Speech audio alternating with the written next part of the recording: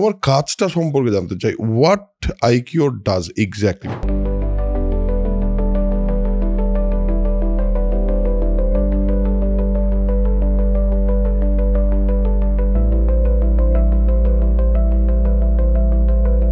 আমরা যেটা স্টাডিজের মাধ্যমে করার চেষ্টা করছি যে can we go back to the roots, যে সে পেশেন্টের বাড়ি কোথায়, তে পেশেন্টের হেরিডিটারি কী কন্ডিশন, সে কী খাওয়া দাওয়া করতো, তার কী লাইফস্টাইল, সেখান থেকে সে কীভাবে এলো to landed to the hospital, এই পুরো জার্নিটাকে আমরা ম্যাপ করার চেষ্টা করছি। তার মানে হেলথ কেয়ারটা কিন্তু আমরা সবসময় ইন আইকিওর আমরা ইন টোটালিটি ভাবি as a 360 degree. First of all তাকে কাউকে ধরতে হবে, তার ছেলে মেয়ে বা যেই হোক, যে বাবা চল একটু আমার বিপিটা মেপে দিয়ে আসবো। কোথায় মাপবো দেখতে হবে, কোনো ওষুধ দোকানে মাপছে কিনা, বা আরও একটু দূরে হয়তো কোথাও যেতে হবে। আমাদের যে কমিউনিটি হেলথ ওয়ার্কার সে বাড়িতে এসে বিপিটা মেপে দিয়ে যাচ্ছে। আমরা দেখলাম যে 2014-15-তে তখন মনে হলো যে খালি টেকনোলজিটাই শেষ নয়, কারণ টেকনোলজিটা অ্যাজ অ্যান এনাবলার, ওটা একটা পয়েন্ট পর্যন্তই যেতে পারে, কিন্তু বিয়ন্ড দ্যাট আমাদেরকে অ্যাকচুয়ালি মাঠে নেমে জিনিসটাকে ফিল করতে হবে। কিন্তু যদি আমরা এই যারা গ্রামের মহিলা তাদেরকে সিলেক্ট করে ট্রেন করে তাদেরকে একটা মেডিক ব্যাগ দিই আর হাতে ফোন, যেটাতে আমাদের প্ল্যাটফর্ম যেটাকে আমরা উইমস বলি, WHIMS। প্রথম হচ্ছে কমিউনিটি মোবিলাইজেশন অ্যান্ড অ্যাওয়ারনেস। আমরা মনে করি যে মোবিলাইজেশন অ্যান্ড অ্যাওয়ারনেসটা না একটা খুব বড় অ্যান্ড ইম্পর্টেন্ট জিনিস। তোমাকে ওই নদীর ওই পারে পৌঁছতেই হবে, সেইটাই আমার কাছে ছিল যে আমি যাই হয়ে যাক আমি কিন্তু পিছু পাবো না, কারণ একবার যদি আমি পিছিয়েছি তাহলে যেই সেটব্যাক বা যেই বোঝাটা থাকবে না, সেই বোঝাটা আমার সারা জীবনের জন্য থাকবে। সেইটা কিন্তু সেই বোঝাটা নিয়ে আমি কিন্তু বাঁচতে পারবো না।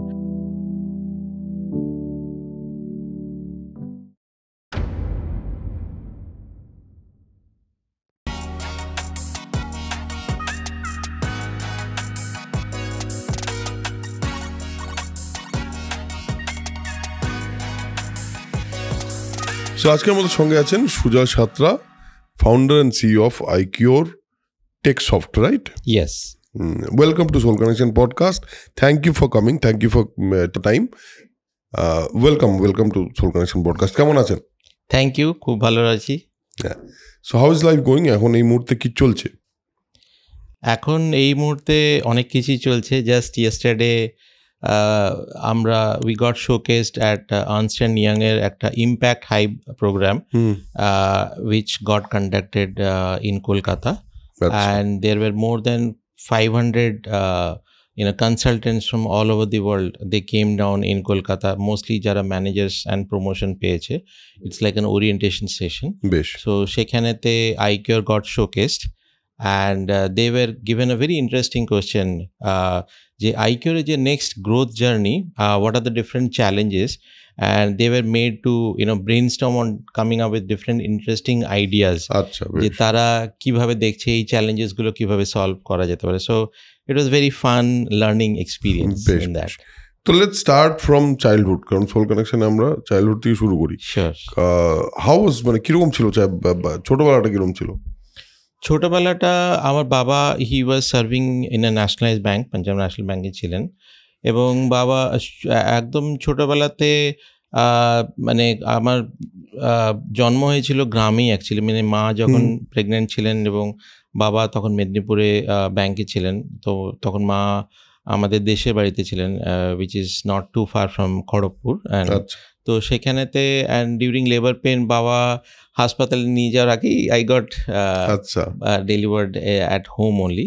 তো সেখান থেকে আর্লি ডেজটা অনেক ট্রান্সফার হয়েছে, বিকজ অবভিয়াসলি ব্যাংকে থাকা অবস্থায় হি ওয়াজ এ ব্যাংকার। তো উই ইভেন ওয়েন্ট টু বিহারের খুব রিমোট জায়গাতে ওনার পোস্টিং হয়েছিল, এবং আই স্টিল রিমেম্বার তখন আমার বয়স হয়তো 4-5 ইয়ার্স, 4-5 বছর বয়স ছিল।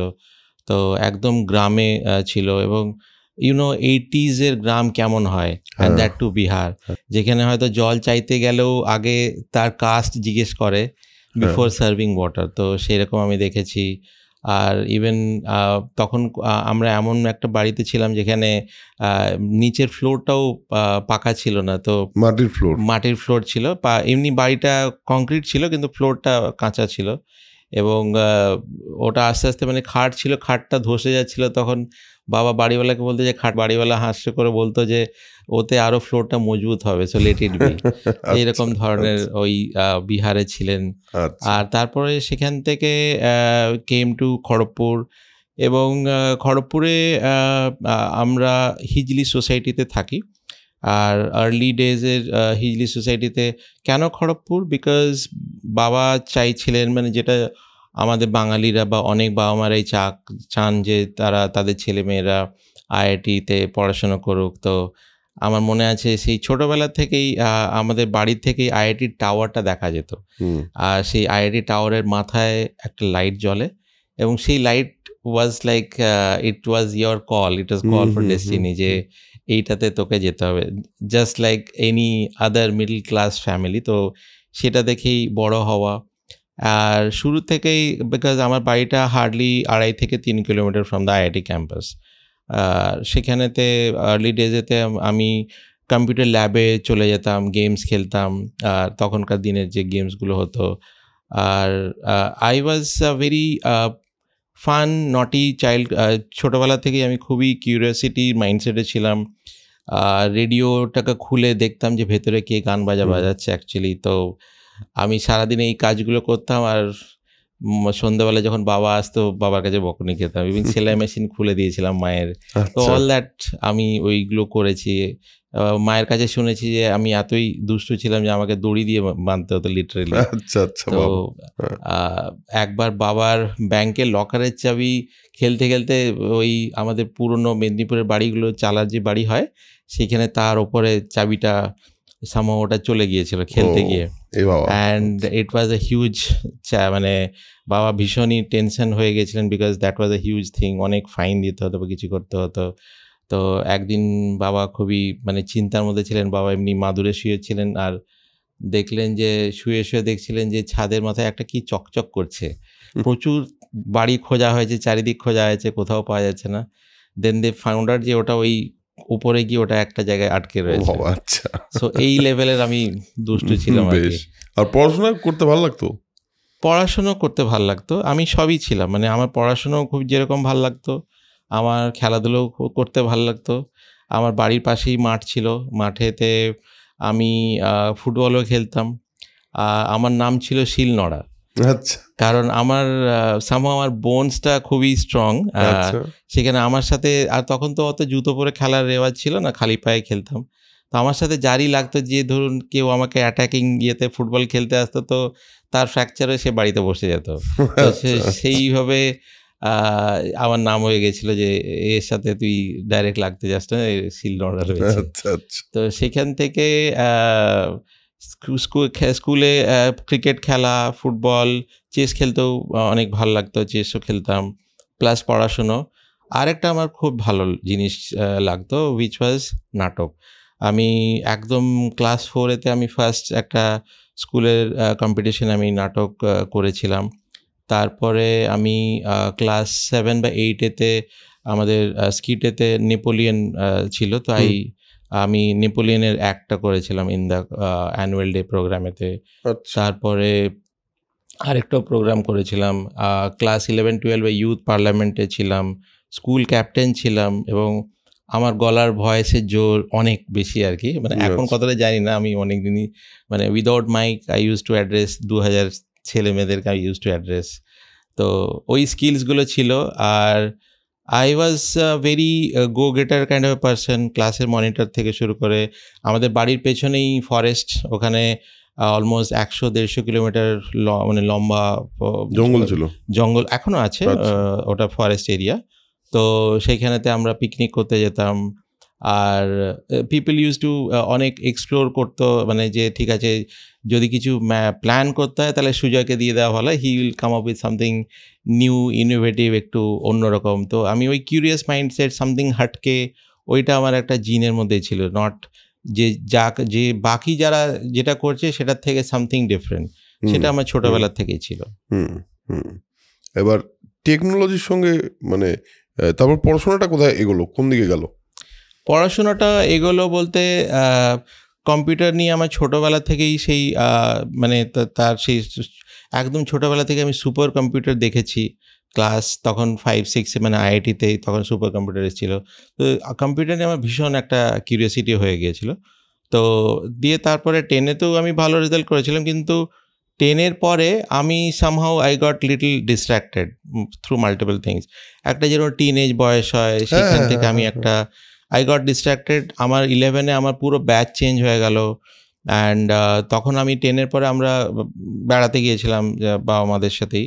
তো ফিরে এলাম যখন আমার ব্যাচ চেঞ্জ করে দেওয়া হলো, অ্যান্ড দেন অনেক রিকোয়েস্ট করার পর আমাকে সেম ব্যাচে হলো না। তো আমি অনেক কিছু ইয়ের মধ্যে দিয়ে গিয়েছিলাম, মানে ক্লাস 11-12টা ওয়াজ নট দ্যাট গুড। তো যে কারণে I did not crack IIT. এবং সবাই ভেবেছিল যে আমি খুবই ব্রাইট ইন্টেলিজেন্ট স্টুডেন্ট। একটা সাংঘাতিক রকমের ডিপ্রেশনের মধ্যে দিয়ে আমি কাটিয়েছি অলমোস্ট, মানে ওই রেজাল্ট বেরোনোর পরে। যারা আমার খুব ক্লোজ ফ্রেন্ডস ছিল তারা হঠাৎ মনে হলো তারা অনেক কত দূরে চলে গেছে। Like few of them goat into IIT, 5-6 জন পেয়েছিল। আর দিয়ে তারপরে বাট আমি কিন্তু কম্পিউটার্স নিয়েই পড়তে চেয়েছিলাম। আমি বাবাকেও বলেছিলাম যে আমি কম্পিউটার্সটা ভালোবাসি এবং আমি কম্পিউটার্স নিয়েই পড়তে চাই।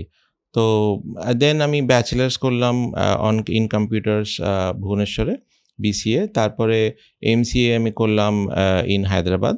আর সেখান থেকে আমি এনআরএসএতে জয়েন করলাম, ন্যাশনাল রিমোট সেন্সিং এজেন্সিতে। প্রজেক্টটা খুবই ইন্টারেস্টিং। ইট ওয়াজ অন ইনকোয়েস, মানে সি সারফেস টেম্পারেচারটাকে আইডেন্টিফাই করার জন্য। মানে ওটাতে কি হয় যে you can capture the satellite imagery, যে কোন জায়গাতে অ্যালগিজ রয়েছে, সি সারফেস টেম্পারেচারে কোন জায়গায় কত টেম্পারেচার রয়েছে। And based on this predictions you can predict যে মাছের যে movement, the herd of fish বা দ্য স্কুল অফ ফিশ, সেই মাছগুলো নেক্সট 15 ডেজ পরে কীভাবে মুভ করবে, কোন ডিরেকশনে মুভ করবে। আর এই ইনফরমেশনগুলো ফিশ ট্রলারদেরকে দেওয়া হতো। তারা ওই জাল পেতে বসে থাকতো, মানে মাছের ঝাঁক কাছে আসতো। Plus you can even determine, because remote sense optic তারা অনেক লোয়ার আর্থ অরবিটেতে মুভ করে, so they have the capacity যে আমার কোথায় ড্রাফট আছে বা ফ্লাড সিচুয়েশনস বা কোথায় ইভেন টানেলস হচ্ছে, মিনারেলস, এই ধরনের জিনিসগুলো। আচ্ছা আচ্ছা। তো এই যে তারপর টেক, মানে ওর পরে তো আপনার বোধহয় আইবিএম আর ওরাকেলের সঙ্গে আপনার। ইয়েস। তো তারপর এনআরএসের থেকে আমি দিল্লি চলে গেলাম। দিল্লিতে একটা স্টার্ট আপে জয়েন করেছিলাম, jobsahead.com ছিল।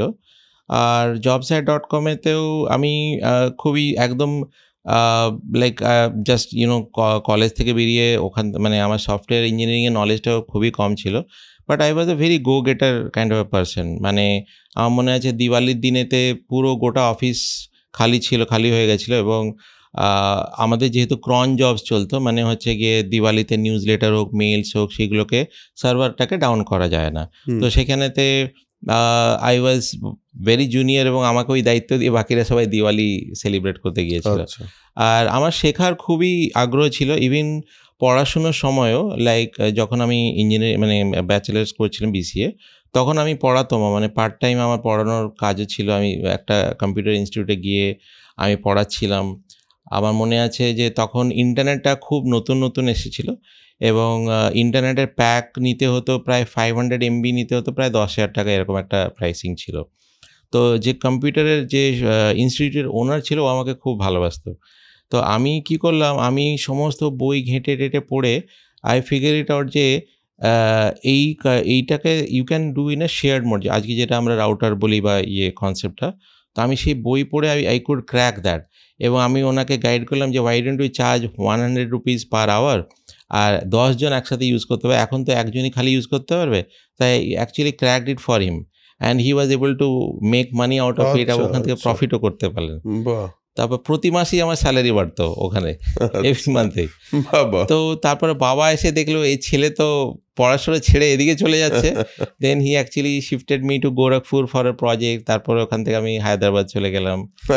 তো দিয়ে তারপরে যখন আমি দিল্লিতে জব করি, 1.5 years চাকরি করছিলাম, বাট সামহাও আমার মনে হলো যে this is not my destiny. এটা হয়তো আমি চার দেওয়ালের মাঝে আমি যেটা করছি সেটা আমার ভালো লাগছে না। তো তখন আমি জব ছেড়ে I started my own company. এইখানে একটা প্রশ্ন আছে, হ্যাঁ, যে এইটা কি করে, মানে টেক থেকে একটা টেকনিক, মানে টোটালি টেকনোলজির সঙ্গে এতদিন কাজ করার পরে এইটা তো দুম করে মনে হতে পারে না যে একটা সোশ্যাল ইম্প্যাক্টের কথা ভাববো, রাইট, এইটা তো দুম করে মনে হতে পারে না, না। নিশ্চয়ই এর পেছনে কোনো কারণ আছে। I want to know the reason, মানে কি আপনার ড্রাইভিং ফোর্স ছিল যেখানে আপনার মনে হলো যে I want to do this? তার ড্রাইভিং ফ্যাক্টরটা বাবাই মেইনলি, বিকজ আমি বাবাকে দেখেছি যে আনলাইক আদার ব্যাংক ম্যানেজার্স, বাবা ওয়াজ ভেরি ডিফারেন্ট। বাবাকে দেখেছি যে বাবা নতুন ব্রাঞ্চ খোলার জন্য হি ওয়াজ অ্যাসাইন্ড এবং অনেক ইন্টেরিয়ারে ব্রাঞ্চ খুলেছেন নিজে রেসপন্সিবিলিটিতে। বা 80s 90s তখন তো অত মানে প্রাইভেট ব্যাংক ছিল না, মোস্টলি ন্যাশনালাইজই ছিল। তো কাউকে কোনো লোন নিতে গেলে স্পেশালি যারা মার্জিনালাইজ, ধরুন ফার্মার, চাষিরা বা যারা, তাদেরকে প্রচুর, মানে তাদের যেটা কথায় বলে না যে হাওয়াই ছুটি ঘষে যায়, ওরকম করে প্রচুর তাদেরকে ইয়ে করতে হতো, স্টিল তারা পেতো না। কিন্তু বাবা use to make them sit, তাদেরকে বসিয়ে বোঝানো যে এইভাবে এই পেপারটাকে এইভাবে করতে হবে যাতে করে তুমি লোন পেতে পারো, বা you can get in other, বা ইভেন খাতা খোলা নিয়েও একটা হিউজ হেডেক সবারই জন্য। তো he use to make things very easy and simple for them, যার জন্য বাবা সবার কাছে খুবই একটা ভালোবাসার একটা আইডিয়াল ছিলেন। এবং বাবা যেখানে যেতেন সেখানে লোকেরা ইন হোয়াট এভার ক্যাপাসিটি, কেউ হয়তো তার চাষের কোনো সবজি দিচ্ছে, কি কেউ আম দিচ্ছে, কি কিছু দিচ্ছে, as a token of love and appreciation. তো সেটা আমি ছোটোবেলা থেকেই বাবার দিকে দেখেছি। অ্যান্ড যখন আমি বড় হলাম, আমি আমার কাজের জন্য অ্যাজ আই সেড যে আমি সব কাজটাকে একটা স্ট্যাটাস কিওতে ফলো করতে ভালোবাসি না, যে আমি চাই যে এটা এরকমভাবে হচ্ছে, এটাকে আরও কীভাবে বেটার করা যেতে পারে। তো যার জন্য আমি IBM-এতে আই গট 5 অ্যাওয়ার্ডস, ওরাকেলে 6 awards, all the way from the EVP of Oracle who reported to Larry Ellison, CEO of Oracle, ওই লেভেলের আমি পেয়েছি। তো আমার তাও মনে হয়েছিল যখনই আমি আমার দেশের বাড়িতে যেতাম, লোকেরা আমাকে জিজ্ঞেস করতো তুই কী করিস, আমি বলতাম আমি একটা MNC-তে, মানে মাল্টি ন্যাশনাল কোম্পানিতে ভালো পজিশনে আমি জব করছি। স্টিল আমার ভেতরে একটা কোথাও মনে হতো যে আমি যেটা করছি সেটা আমার যে যাদেরকে আমি নিজের মনে করি তাদের জন্য সেটা কোনোভাবেই সেটা কানেক্ট হচ্ছে না। সেই কানেকশানটা আই ওয়াজ ফাইন্ডিং ইনকমপ্লিট। যার জন্য আমার মনে হলো যে আমি আমার টেকনোলজি থ্রু দিয়ে এমন কিছু কি করতে পারি যাতে করে আমার যে কাছের মানুষ, যারা যেখান থেকে আমি বড় হয়েছি, আমি একটা অ্যাকচুয়ালি ইন আইডিয়াল সেন্স আমি একটা গ্রামে জন্ম হয়েছে আমার, তো তাদের জন্য কি আমি কিছু করতে পারি? তো সেইখান থেকেই আমার মনে হয়েছে যে আমি তখন অনেক এক্সপেরিমেন্টেশন করি, অনেক পড়াশুনো করি যে এমন কি আছে। তখন দেখলাম যে অন্যান্য সব জিনিসেই কিন্তু টেকনোলজির একটা প্রভাব হয়েছে, বি টেলিকম, ফাইন্যান্স, অন্যান্য জিনিস। কিন্তু হেলথ কেয়ারেতে সামহাউ টেকনোলজিটা যেন একটা লেভেলের পর থমকে গেছে, সেটা বিয়ন্ড দ্যাট পয়েন্ট যেতে পারেনি বা এগোতে পারেনি। আর সেটা তখন মনে হয়েছে যে কেন সেটা? তখন আমি সেটার অ্যান্সার খুঁজতে খুঁজতে আমি অনেক স্টাডিজ করেছি, অনেক গ্রামে গিয়েছি, এবং আমার মনে আছে যে তখন আমি ওই অ্যান্সারটা খোঁজার আমি চেষ্টা করছিলাম। আমি একটা খুবই ইয়েতে আমি তখন আমাকে যেতে হতো, সেটা হাবড়া বলে জায়গাটা, which is I think north 24 পরগনায়। তো সেখানে আমার একটা মিটিং সেট করা হয়েছিল যে ওখানে you have to meet around 50-60 village women, তাদের সাথে, because I wanted to test the thing যে আমি যেটা ভাবছি সেটা পসিবল কিনা। আমি স্টেশনে দাঁড়িয়ে রয়েছি আর হঠাৎ করে লোকাল ট্রেন চলে এলো, আমি নিজেও বুঝতে পারলাম না যে I got pushed into the van, মানে স্টেশন ট্রেনের মধ্যে আই গট পুশড। অ্যান্ড সেখানেতে আমি ভেন্ডার ভগিতেই অ্যাকচুয়ালি আমি উঠে পড়েছিলাম। সেখানে এদিকে সব মুরগি আর এই সব সমস্ত জিনিস রয়েছে, আর তখন আমি US থেকে ফেরত এসেছি। তো আমি নিজেকে প্রশ্ন করছিলাম যে ইজ ইট ফর মি, মানে আমি কি এটা করতে পারবো? তো সেই প্রশ্নটা ছিল। তো দিয়ে আমি যখন ডেস্টিনেশনে পৌঁছলাম, যখন আমি ইন্টারাকশন করছিলাম, একজন অনেক বয়স্ক ভদ্রমহিলা, আমার মনে আছে, ওনার চোখটা ছলছল করছিল। উনি বলছিলেন, বাবা তুমি যদি এটা করতে পারো তাহলে খুবই ভালো হয়। এটা করতে পারো মানে কি করতে পারো? এই যে হেলথ কেয়ারের ব্যাপারটা, হেলথ কেয়ারে যে আমি যদি এমন একটা ভাবে করতে পারি যেখানেতে আপনাদেরকে হেলথের জন্য এত কষ্ট করতে হবে না, আমরা চাই হেলথ কেয়ারটা যাতে আপনার দোরগোড়ায় পৌঁছয়। কারেক্ট। এই আইডিয়াটাই আমার শুরু থেকেই ছিল।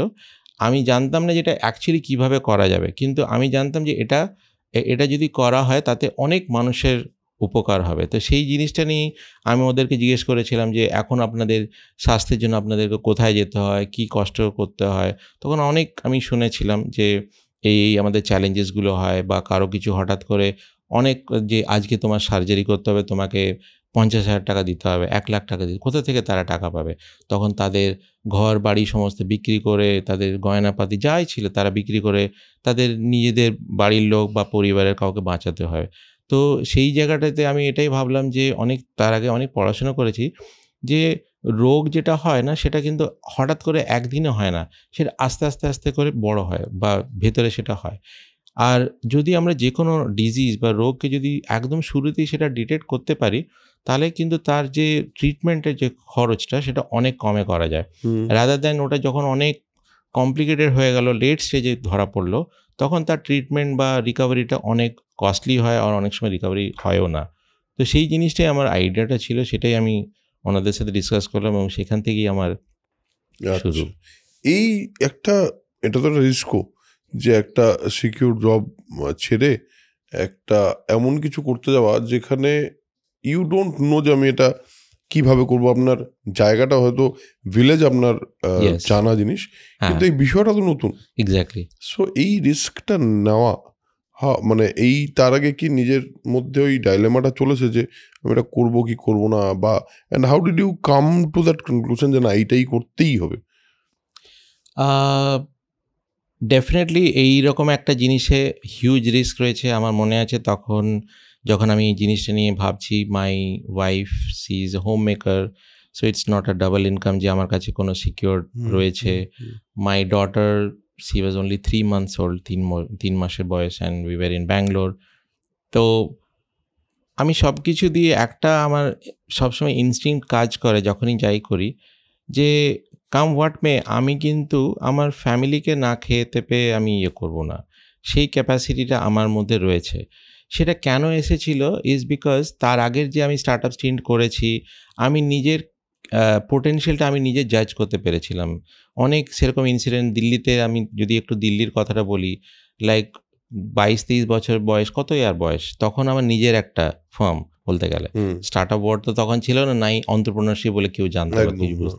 ইনফ্যাক্ট বাড়ির লোকেরাও জানতো না যে আমি একটা এরকম করি। আমার বইতে আমি লিখেছি উইনিং বিগারেতে যে এরকম একদিন গেছে যেখানেতে আমার কাছে কোনো টাকা ছিল না এবং গুরুদ্বারাতে গিয়ে আমি লঙ্গারও খেয়েছি। এটা নিয়ে আমার কোনো খারাপ লাগে না, বাট এটা আমি বলছিলাম যে আবার আমার ওইটা না যে অনেকেই হয়তো ঠিক আছে কিছু হলে অসুবিধা হলে বাবার কাছে টাকা চাই, আমি কিন্তু বাবার কাছে কখনো টাকা চাইনি। মানে আমার একটা লাগতো, দ্বিধা লাগতো টাকা চাইতে।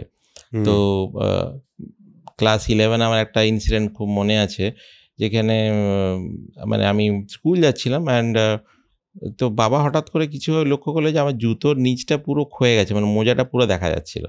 বাবা বলছে জুতোটা কিনিস নি কেন? আমি বললাম দরকার পড়েনি তাই বলিনি আর কি তোমার। ইটস নট দ্যাট বাবা কুড নট হ্যাভ অ্যাফোর্ডেড, আমাদের একটা ডিসেন্ট মিডল ইনকাম, জুতো একটা কিনতেই পারতাম, বাট ওই আর কি যেটা যে চাইবো একটা হাত পেতে চাওয়ার ব্যাপারটা না, ওটা আমার মধ্যে ছিল না। আর এই যে ব্যাপারটাতে ওই যে কনফিডেন্সটা আমি তখন আমি পেয়েছি, সেই কনফিডেন্সটাই কিন্তু আমাকে এগিয়ে নিয়ে গেছে যে যাই হয়ে যাক আমি কিন্তু মানে ইটস লাইক তুমি যখন গঙ্গায় ঝাঁপ দিয়ে দিয়েছো, পেছনে ফেরার তোমার কোনো অপশান নেই।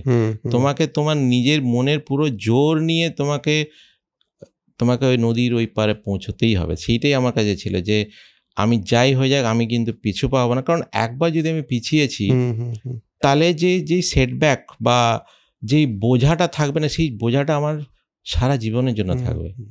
সেইটা কিন্তু সেই বোঝাটা নিয়ে আমি কিন্তু বাঁচতে পারবো না।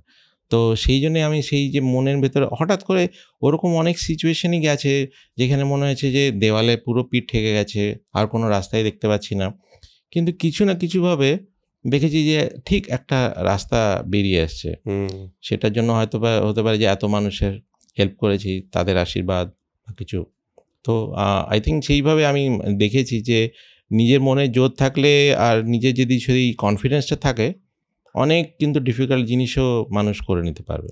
আচ্ছা, কনফিডেন্স বিষয়টা এটা কি একটা মাইন্ডসেট নাকি এটা লাইফ এক্সপিরিয়েন্স দেয় আমাদের? দুটোই অ্যাকচুয়ালি।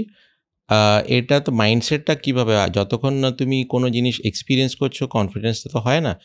আমি যদি একটা কোনো জিনিসে করে আসি, আমি সেটা নিয়ে পারদর্শী, তো অবভিয়াসলি কনফিডেন্সটা হবে। আমি যদি স্টেজে বলা নিয়ে আমি করি, আর কালকে যেরকম আমি 500, তারা যেমনি তেমনি তো লোক না, বিভিন্ন আর্জেন্টিনা, পেরু, USA, এত দেশ বিদেশ থেকে লোকেরা, তারা আবার আর্নস্ট অ্যান্ড ইয়াংয়ের সিনিয়র কনসালটেন্টস, তাদেরকে আমি অ্যাড্রেস করছি। আমি তো খুবই স্মুথলি কথাগুলো বলেছি। এটা ওই ছোটোবেলা থেকে যখন আমি স্কিটস করি, কবিতা পড়ি, ডিবেট কম্পিটিশন, সেখান থেকে করে করে এসেছি। তো কনফিডেন্সটা শুরুতে সবসময় যে কোনো আমি করতে যাই বা একটা ভেতরে তো থাকেই যে আমি কি সত্যিই করতে পারবো। আর ওই সত্যিই করতে পারবো আর পারবোর মধ্যে একটা খুব ফাইন লাইন রয়েছে।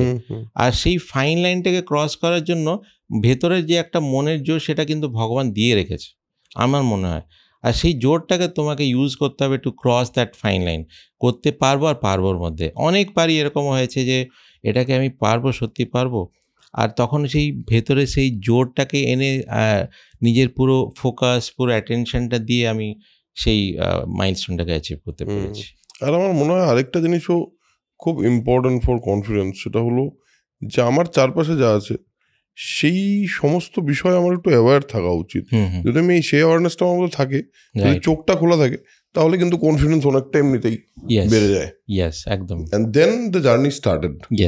এবার এইটা জার্নি শুরু করতে গিয়ে এখন যেখানে আছে, মানে এখন যে পয়েন্টে এক্সিস্ট করে, সেটা তো অনেকটা জার্নির পর। শুরুটা কিরম ছিল এবং শুরুতে কি কি চ্যালেঞ্জেস ফেস করতে হয়েছে, সেটা খুব, মানে সেটা জানতে ইচ্ছা করবে।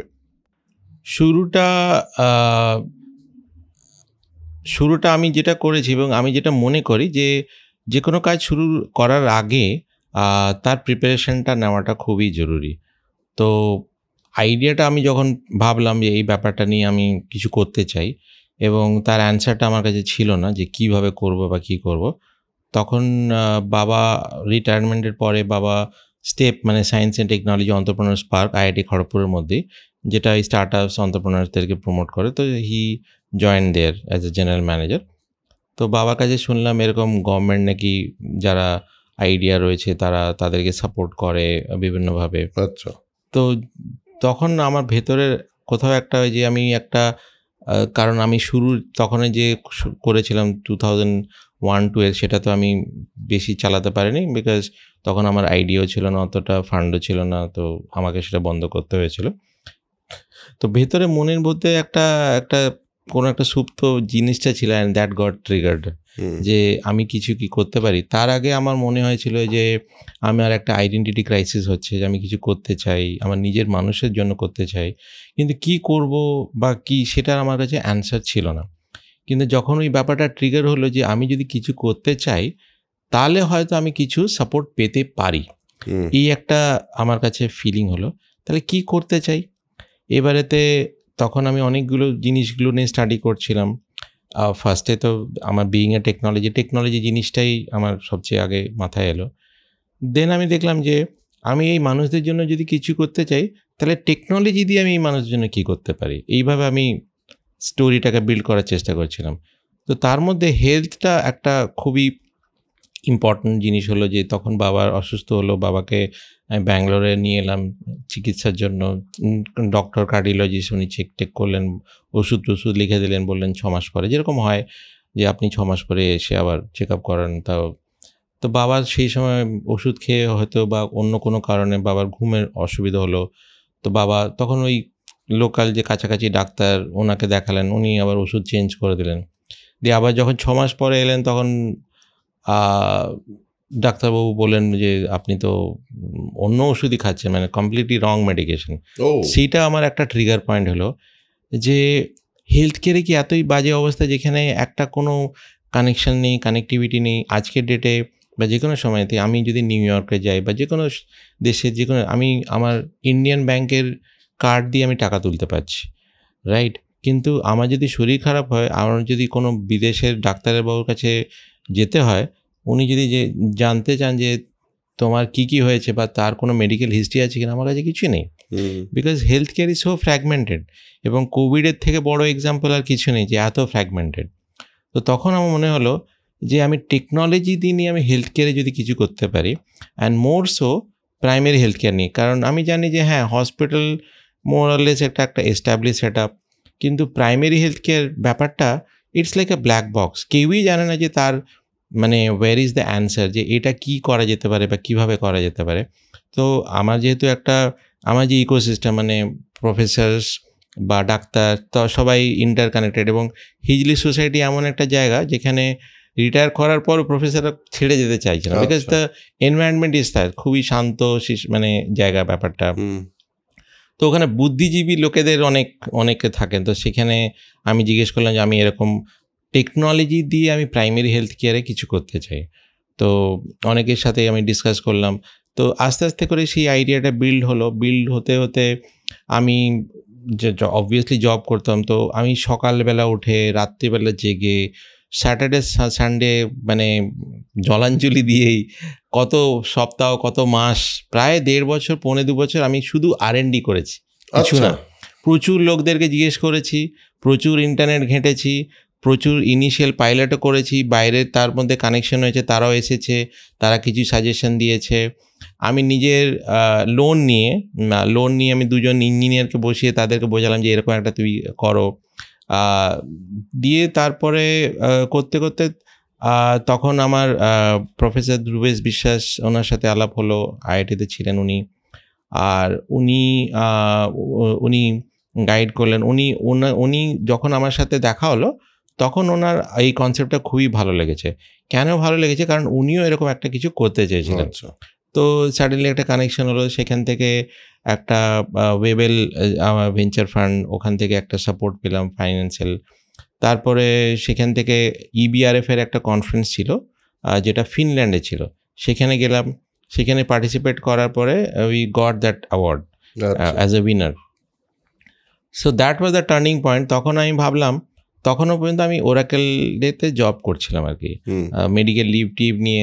লোকেরা সবাই ভাবছিল যে এই ছেলেটা এত ভালো কাজ করেছিল, হঠাৎ করে কি হলো যে এরকম ছুটি নিচ্ছে বা লিভ নিচ্ছে।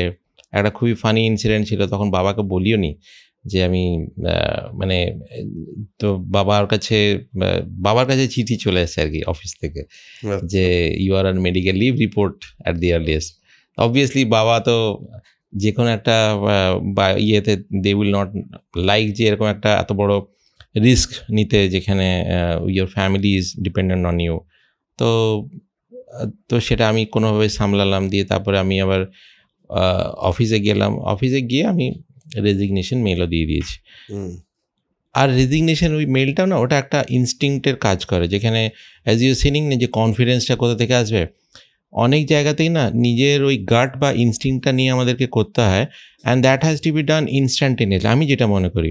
কারণ সব কিছু যে ভীষণভাবে করে, কারণ আমি মনে করি যে যখন যদি আমি বাবাকে বলতাম যে আমি রেজিগনেশন দেব, বা বাড়িতেও যদি বলতাম, আমাকে হয়তো তারা মানে বাধাই দিত যে don't take that huge risk. Correct. কিন্তু আমি তখন রেজিগনেশন দিলাম। আর রেজিগনেশন দেওয়ার সময় আমার একটাই মনে ছিল যে আমি 2 নৌকায় পা দিয়ে আমি বেশি দূর এগোতে পারবো না, দ্যাট ইজ ওয়ান। আর সেকেন্ড হচ্ছে গিয়ে যাই হয়ে যাক, আমি কিন্তু মানে নিজের একটা কিছু করে আমি নিজের পরিবারকে আমি চালাতে পারবো। তো সেইটা থেকে যখন আমি এগোলাম, একটা ইনিশিয়াল ফান্ডিং ছিল, but that was not a big amount.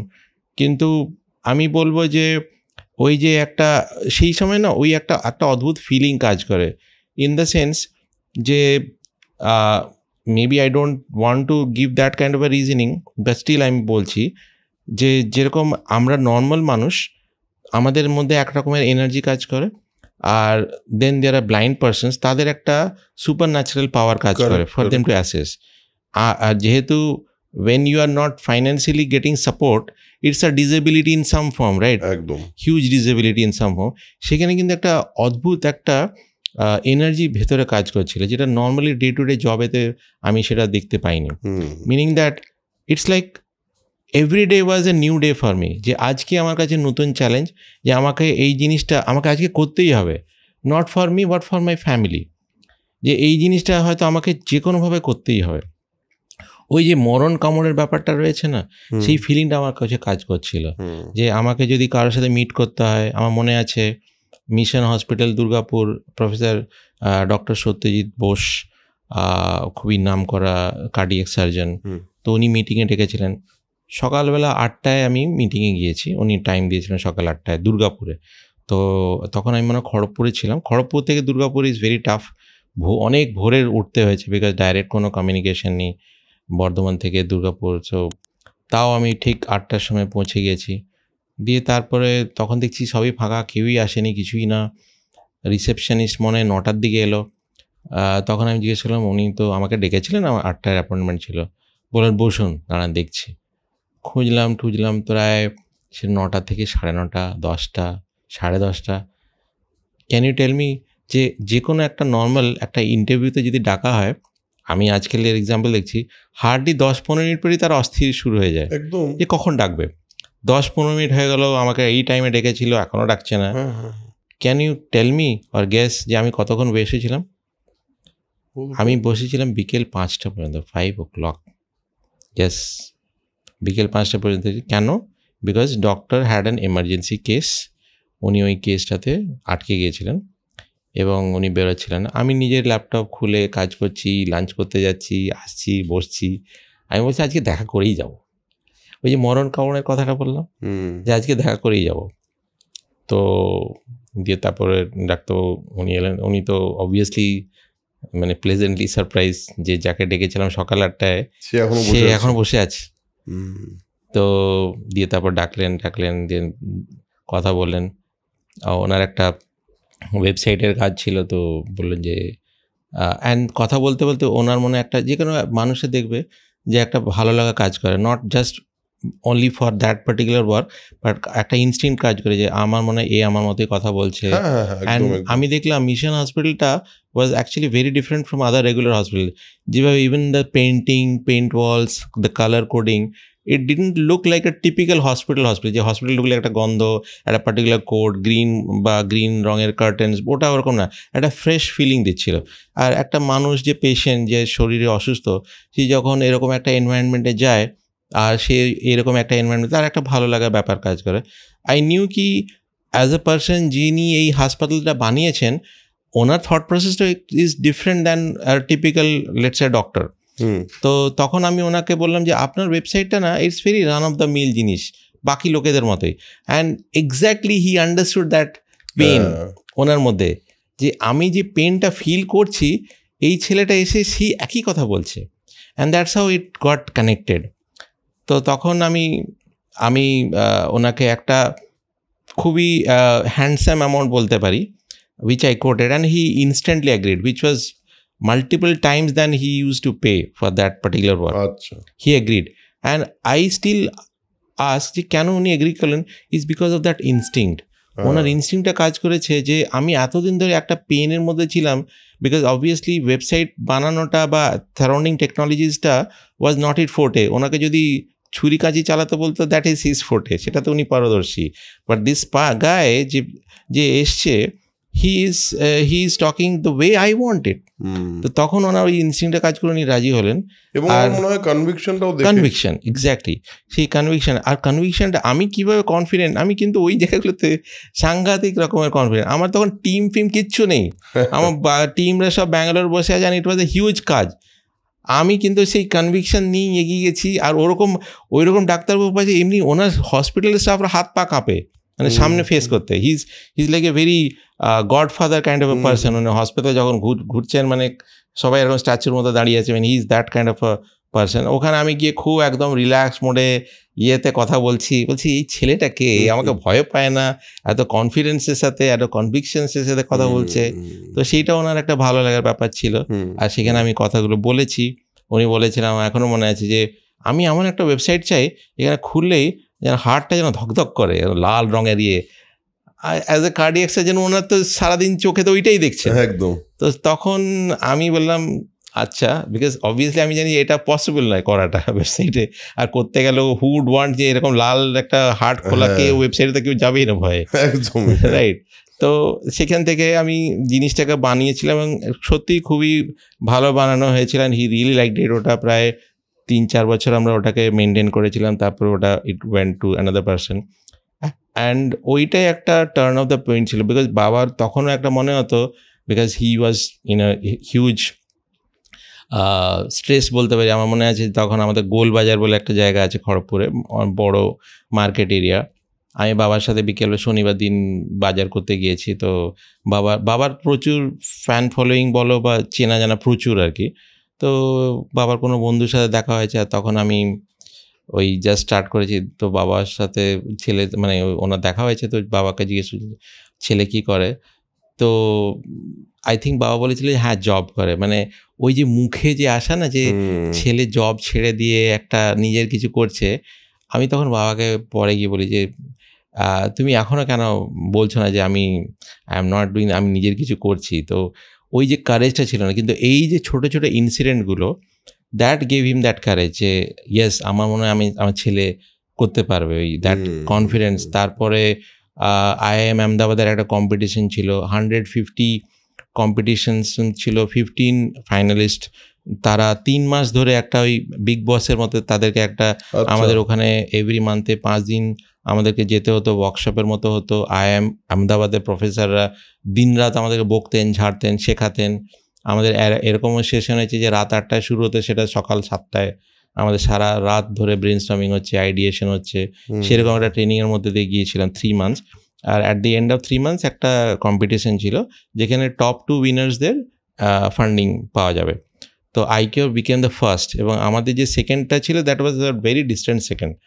সেখান থেকে আমরা ওই CIA থেকে ফান্ডিং পেলাম।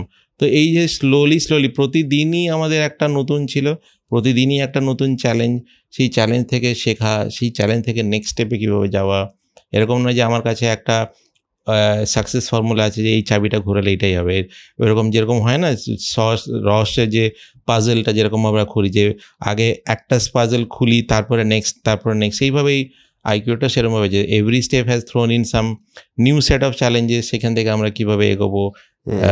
And not every time will be same জিনিস কাজ করবে, every time will have its own challenges, এবং সেটাকে কীভাবে সলভ করব ওই সময়, ওই টাইমে, ওই স্টেট অফ দি মাইন্ডে কীভাবে জিনিসটাকে নিয়ে আমি ডিল করব। That is how I think I have moved on. বেশ, লিডারশিপ এই বিষয়টা নিয়ে অনেক চর্চা হয়, অনেক প্রশ্ন আসে মানুষের মধ্যে, কারণ অনেকে বলেন যে লিডারশিপ কোয়ালিটি ডেভেলপ করা যায়, অনেকে বলে যে লিডাররা বর্ন লিডারই হয়। What do you think and what do you think leadership কী করে বিল্ড করতে পারে একটা মানুষ নিজের মধ্যে? লিডারশিপটা ডেফিনেটলি একটা ওয়ার্ড, এগেন লিডারশিপ আবার অনেক ধরনের, অনেকভাবে হয়, পলিটিক্যাল লিডার হয় বা অন্যান্য ব্যাপার হয়।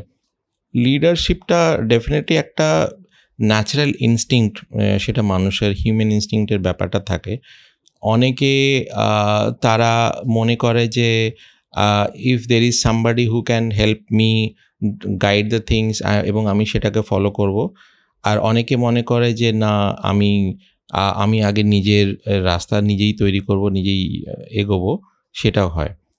তো আই থিঙ্ক আমি ফার্স্ট ক্যাটাগরিতে পড়ি, কারণ অ্যাজ আই সেড যে ছোটোবেলা থেকে এই ক্লাস মনিটর থেকে শুরু করে, স্কুল ক্যাপ্টেন থেকে শুরু করে, প্রত্যেকটা জিনিসকে নতুনভাবে শেখানো থেকে শুরু করে সব কিছুতেই জিনিসটাকে আমি অন্যভাবেই করেছি। এগেন একটা খুবই ছোট্ট, I think I have not shared anywhere, তখন আমি জব করছিলাম দিল্লিতেই।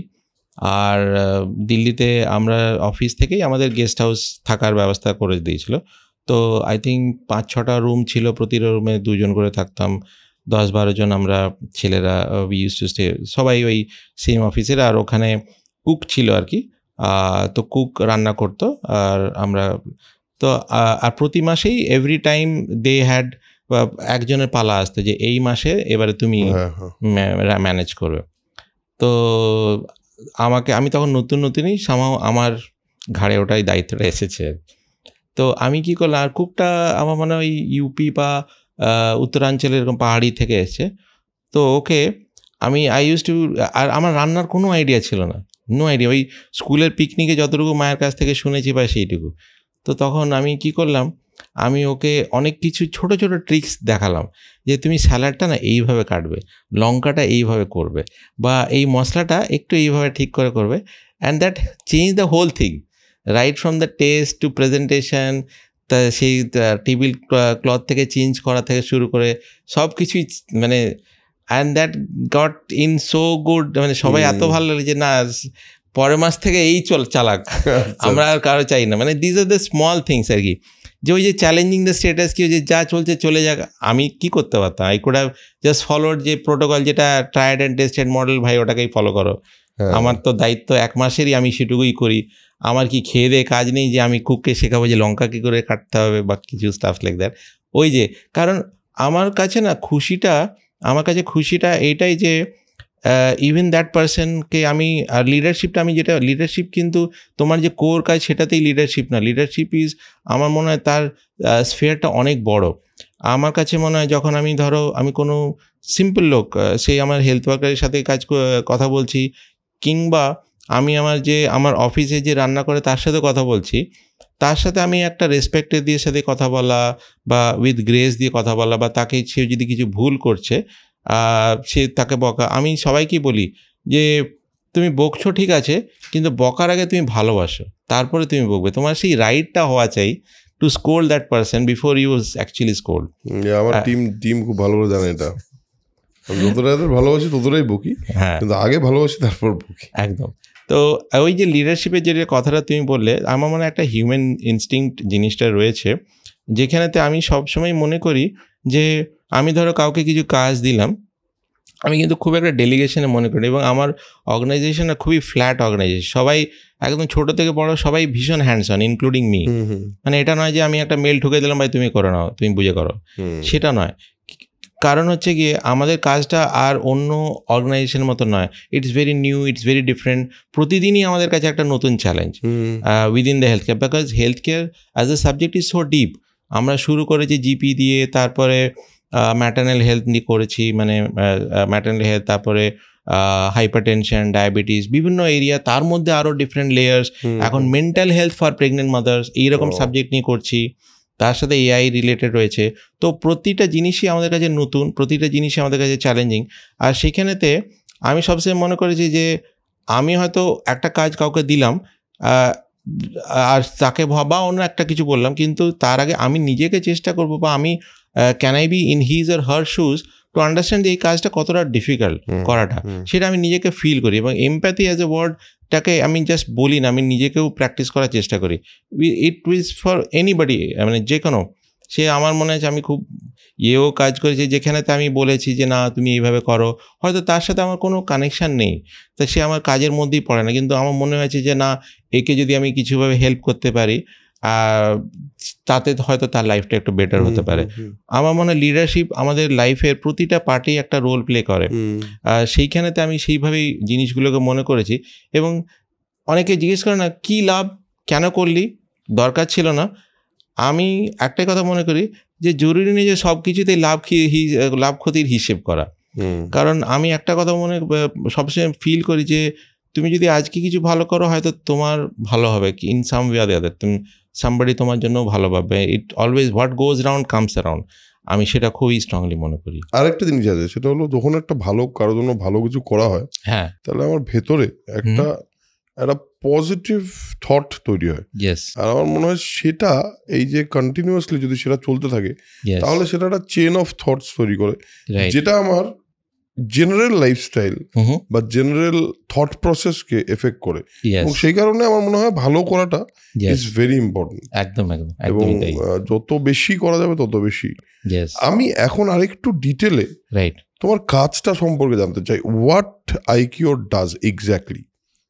সো আইকিউর আমাদের যখন শুরু হয়েছিল, তখন আমরা ভেবেছিলাম যে আমরা একটা টেকনোলজি প্ল্যাটফর্ম তৈরি করে আমরা ডিফারেন্ট এনজিওস বা গভর্নমেন্ট কর্পোরেটস, ওদেরকে আমরা টেকনোলজিটা প্রোভাইড করব, যাতে যারা হেলথ কেয়ার নিয়ে কাজ করছে, হেলথ কেয়ারে যারা অলরেডি কাজ করছে, তাদেরকে তুমি টেকনোলজিক্যাল সাপোর্ট প্রোভাইড করবে। বেশ। অ্যান্ড মোস্টলি কমিউনিটিতে, কারণ হসপিটালের তো HIS রয়েছে, সেখানে টেকনোলজি রয়েছে, কিন্তু হসপিটালের বাইরে কোনো টেকনোলজি নেই।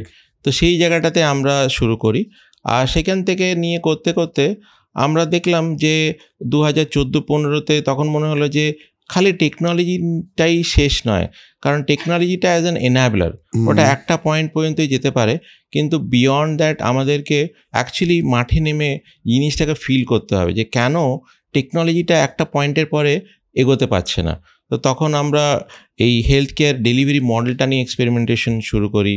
হাব অ্যান্ড স্পোক নিয়ে করি। হাব অ্যান্ড স্পোক মানে হচ্ছে সাইকেলের চাকা, যেরকম হাব রয়েছে মাঝে আর স্পোকগুলো সমস্ত, সেখানেতে হাব মানে একটা ক্লিনিক আর স্পোক মানে টাচ পয়েন্টস, সেগুলো এক্সপেরিমেন্টেশন করি। সেই সময় মনে আছে ইউনিভার্সিটি মিশিগানের একটা প্রজেক্ট আমরা করছিলাম, আর সেখানেতে যে প্রজেক্টটা ছিল ওটা ম্যাটার্নাল হেলথের উপর, মানে প্রায় একটা প্রেগনেন্ট মাদার, তাকে 40-50 কোয়েশ্চেন্স জিজ্ঞেস করতে হবে অ্যান্ড টেস্টগুলো নিতে হবে।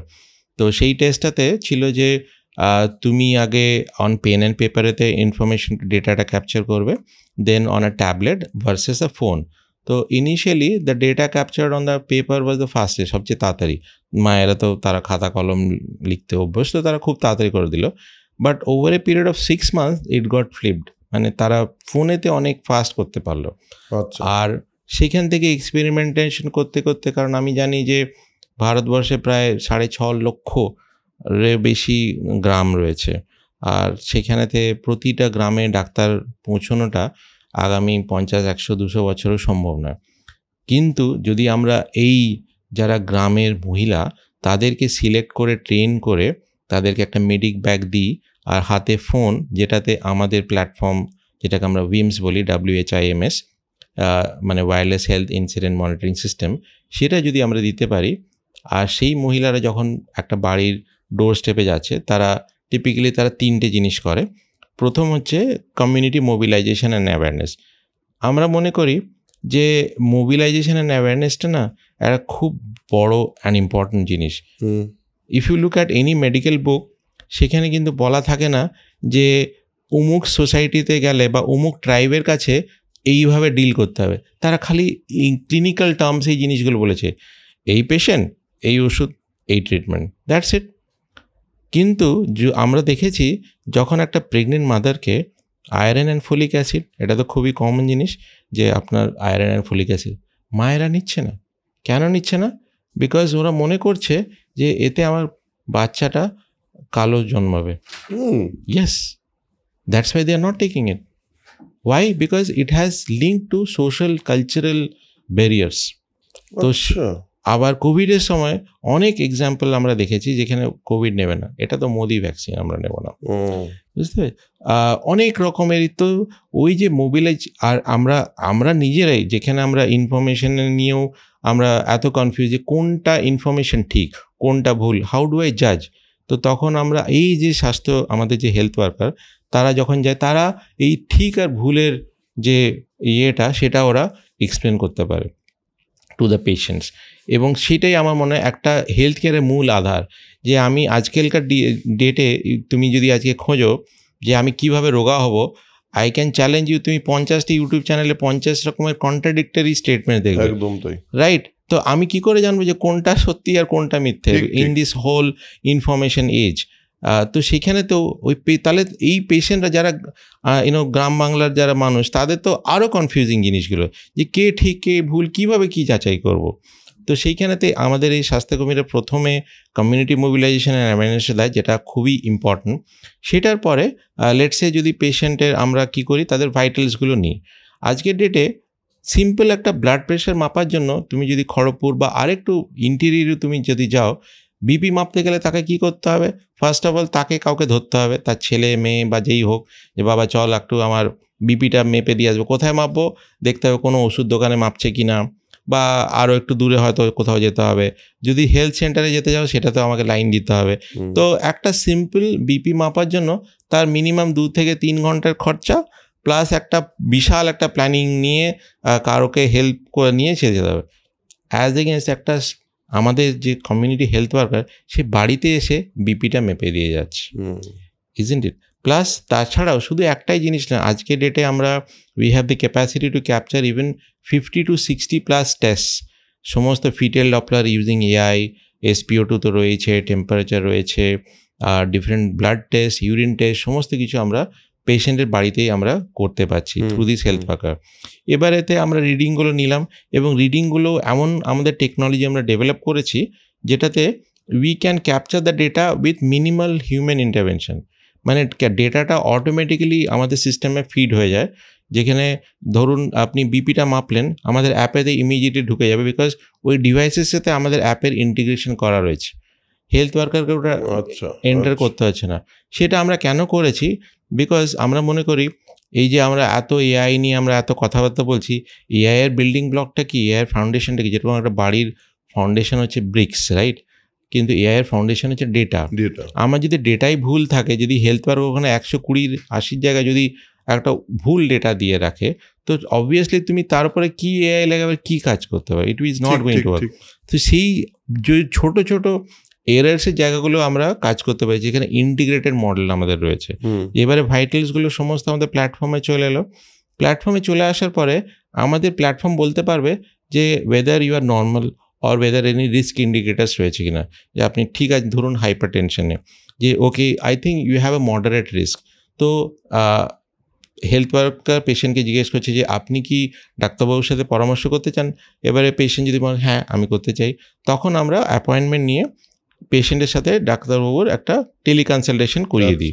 এবারে ডাক্তারবাবু পেশেন্টকে টেলিকনসালটেশন করিয়ে দেবে। এখানে আর একটা কথা বলতে চাই যে টেলিকনসালটেশন অ্যাজ এ মডেল ইন্ডিয়াতে কাজ করেনি। তার একটাই মেজর রিজন হচ্ছে যে যারা অ্যাপ জানে বা ইংলিশ জানে, এর percentage of the population is less than 8-9% in India, তাই না? Majority of the population they are not very proactive in seeking health care or doing the things. তো সেখানেতে ধরুন আমাদের পেশেন্ট তোরপা, একটা খুবই ইন্টিরিয়ার গ্রাম ঝাড়খণ্ডে, সেখানে মুন্ডারি একটা ল্যাঙ্গুয়েজ, ট্রাইবেল ল্যাঙ্গুয়েজ। ডাক্তারবাবু বসে আছেন রাঁচিতে, হিন্দি আর ইংলিশ জানেন, কীভাবে পিওর টেলিমেডিসিন কাজ করবে না তো, কারণ দুজনের কথাই তো বুঝতে পারছে না, কি করে টেলিমেডিসিন কাজ করবে। সেইখানেতে আমাদের যে হেলথ ওয়ার্কার, সে পেশেন্টের বাড়িতে যাচ্ছে, সে তার সমস্ত ভাইটালসগুলো নিচ্ছে থ্রু দিস প্ল্যাটফর্ম, দেন পেশেন্টকে ডাক্তারবাবুর সাথে কানেক্ট করে দিচ্ছে, ডাক্তারবাবু পেশেন্টের সাথে কথা বলছেন থ্রু দিস হেলথ ওয়ার্কার, পেশেন্টকে প্রেসক্রিপশন লিখে দেওয়া হচ্ছে, এই প্রেসক্রিপশনটা পেশেন্টকে দেওয়া হচ্ছে, এবং পেশেন্টকে এটাও জিজ্ঞেস করা হচ্ছে যে আপনার যদি ওষুধ লাগে আমরা সেটা আপনাকে ব্যবস্থা করে দেবো। হেলথ ওয়ার্কার সেই পেশেন্টকে ওষুধটা দিয়ে দিচ্ছে। এইভাবে আমরা পুরো সাইকেলটা কমপ্লিট করতে পারছি। আচ্ছা, একটা পেশেন্টকে খালি প্রেসক্রিপশন দিলেই তো সে সুস্থ হবে না, তাকে তার ওষুধপত্র সমস্ত টেস্টগুলো দিতে হবে। এই সমস্ত জিনিসগুলো আমাদের হেলথ ওয়ার্কার করে দিতে পারছে। এটাই আমাদের কোর বিল্ডিং ব্লক, যেখানেতে আমাদের যে হেলথ ওয়ার্কার তারা পেশেন্টের বাড়িতে গিয়ে through technology, through medical devices তাদেরকে কম্প্রিহেন্সিভ হেলথ কেয়ার দিতে পারছি। আজকের ডেটে আমরা জিপি থেকে শুরু করে hypertension, diabetes, cardiac care, recently আমরা একটা হেলথ কার্ড আমরা লঞ্চ করেছি কিছু মাস আগে। এই হেলথ কার্ডের অনেকগুলো ফিচার্স রয়েছে, বেনিফিট রয়েছে।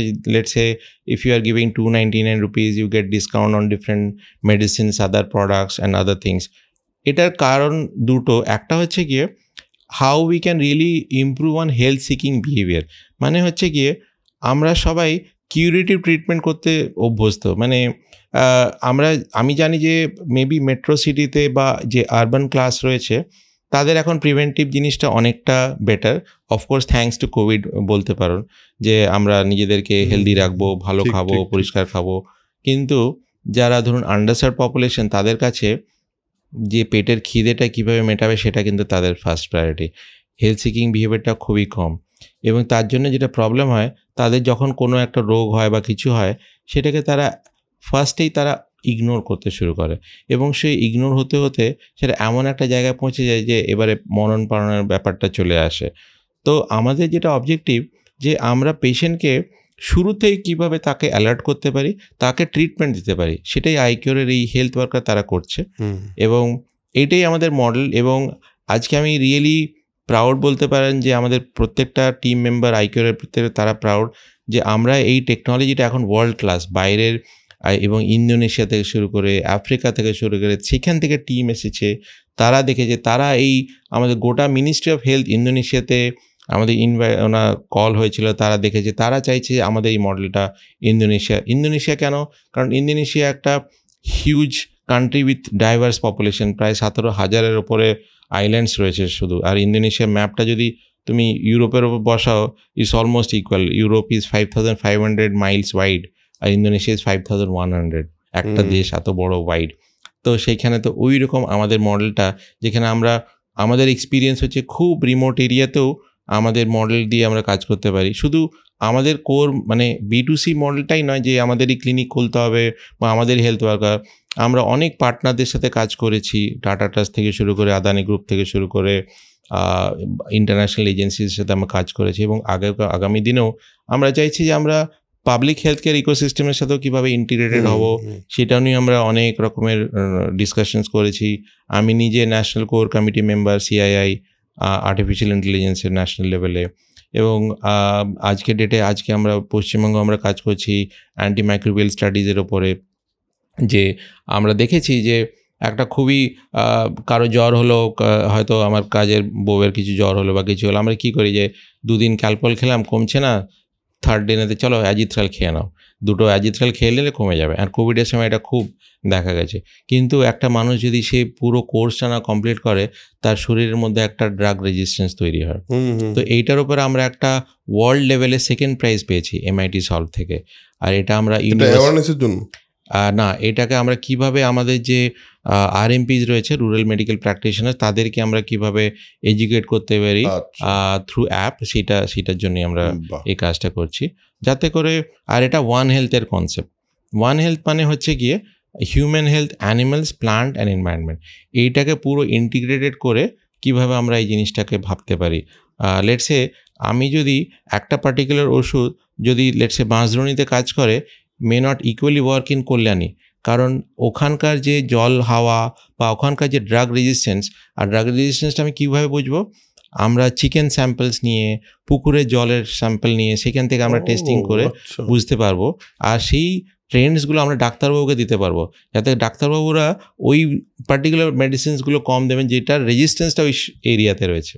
দ্যাটস এ হিউজ থিং, কারণ এই লেভেলে যদি ডেটা থাকে তাহলে সেটা তো একটা খুবই ইম্পর্টেন্ট একটা জিনিস। এক্স্যাক্টলি, খুবই ইম্পর্টেন্ট। অনেকেই আমরা শুনেছি না যে আচ্ছা, আর একটা খুব নর্মাল ট্রেন্ড, আমার এইটা পার্টিকুলার প্রবলেম হয়েছিল, আমি এই ওষুধ খেয়ে নিয়েছি, তুইও খেয়ে নে, তুইও ঠিক হয়ে যাবি।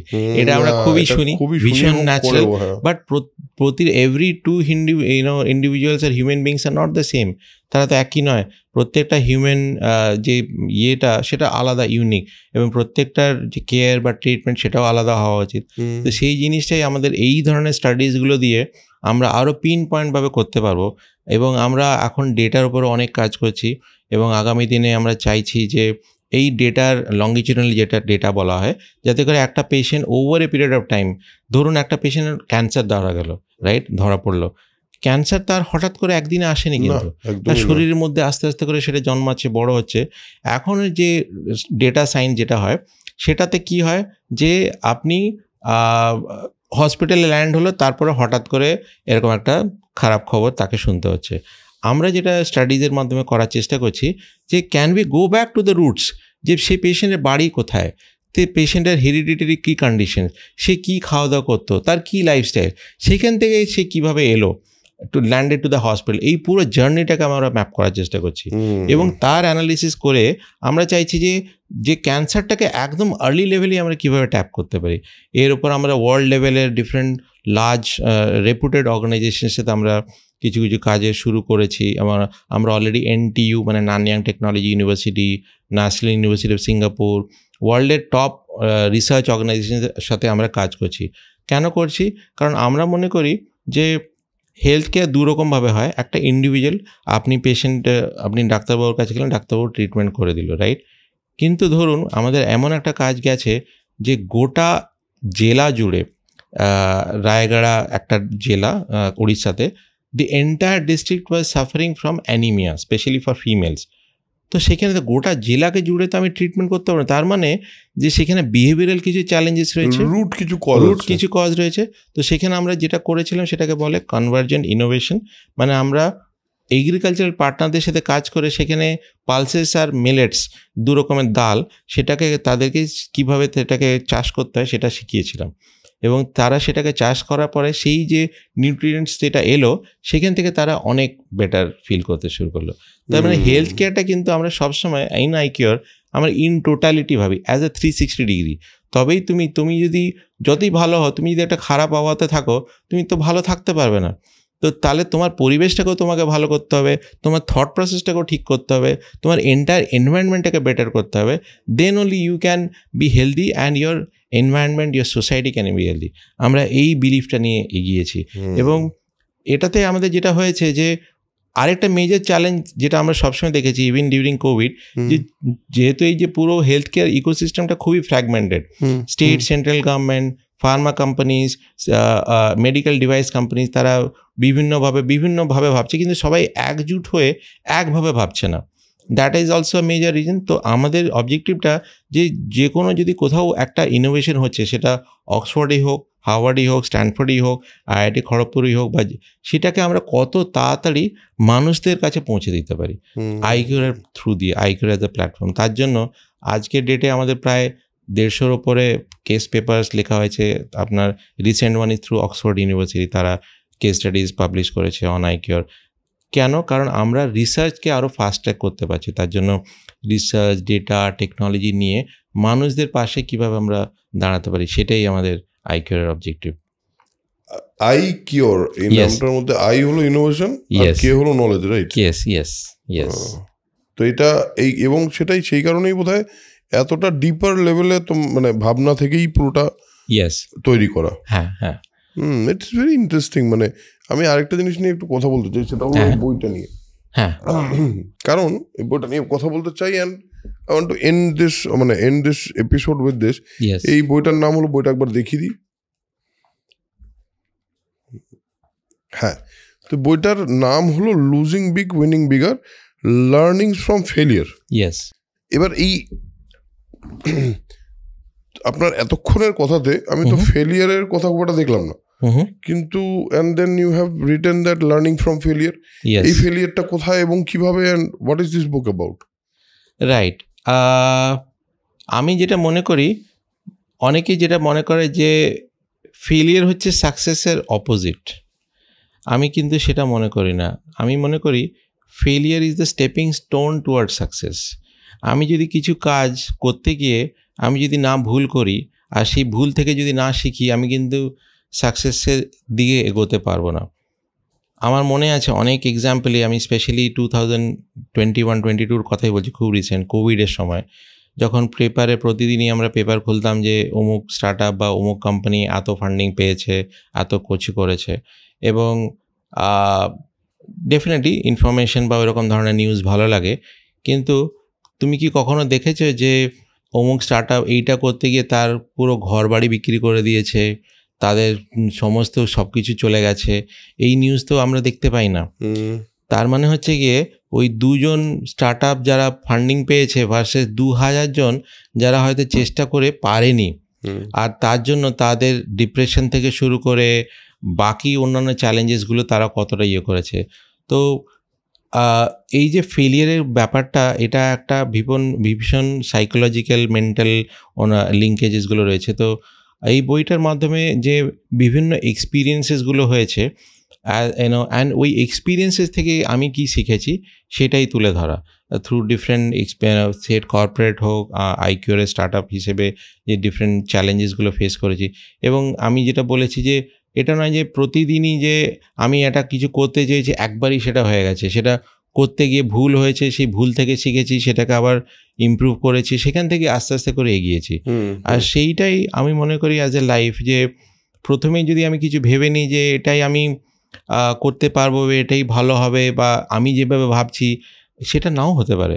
আর অনেকেই দেখেছি যে দে মে হ্যাভ এ প্ল্যান এ, যে আমি এটা করছি, কিন্তু they do not have a plan B, C and D কোনো কাজেই। যে আমি হয়তো আজকে সকালে উঠবো, ট্রেনে যাব, অমুক জনের সাথে দেখা করব, আর দিয়ে হবে। As in my example, what was my plan এ? আমার প্ল্যান এ ছিল যে আমি ডাক্তারবাবুর সাথে সকাল 8টায় দেখা করব, আমি 9টার মধ্যে আমার মিটিং হয়ে যাবে, দিয়ে আমি বাড়ি চলে আসবো, রাইট?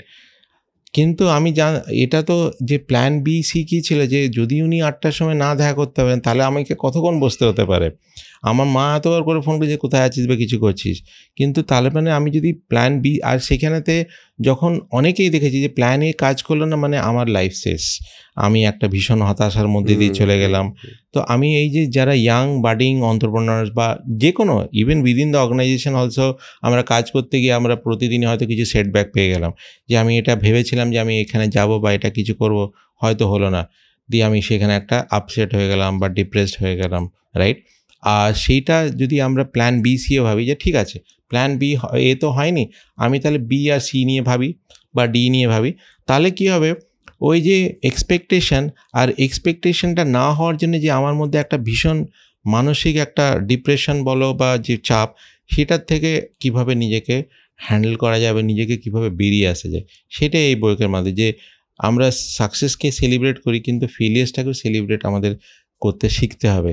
যে ঠিক আছে ভুল হয়েছে, কোনো ব্যাপার না, আমার টিমে কিন্তু ভুল করে মানুষে ডেফিনেটলি, কিন্তু সেখানেতে আমরা এনকারেজও করি যে ঠিক আছে এটা থেকে শিখে নাও, যাতে এটা আর নেক্সট টাইম যাতে না রিপিট হয়।